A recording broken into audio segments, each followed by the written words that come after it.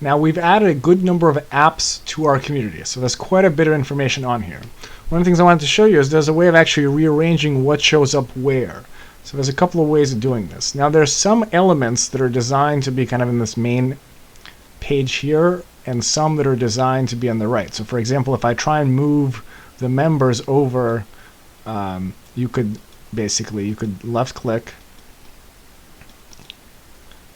and wait until these crosshairs come up. So you could left click and hold it down, but then it'll say, hey, you can't drop it there. So you can, let's say I want to move this bookmarks up.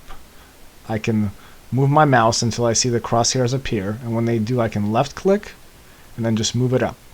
So there it goes. So now it's up. That's one way of doing it. Another way of doing it is to just left click on these three bars here and say move down. Now in my case, the forum isn't that important because I'm thinking that really people are going to be using the forums already out on the IBM Developer Works website. I mean, certainly you can post your questions maybe about this community here and so forth, but in this case, I just want to move it down. So this is, I mean, short of removing it altogether, which would be, again, if you recall, you can go under Community Actions and click the Add Apps.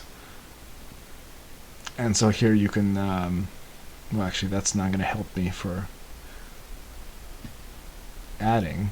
Let's go under Community, Files, and let's see, Forum. There we go. So you can just say Remove. So if you click Remove, and right, so this is something that cannot be undone, so it will go away permanently. Enter the name of the widget, confirm. Yeah, so I really want to just hide this widget. Reactivate at a later point in time by re-adding the widget to your community. Yep, that's what I want to do. Okay, so the form has been hidden, and because right now there's really very little there. So if I go back to Community Actions, Add Apps.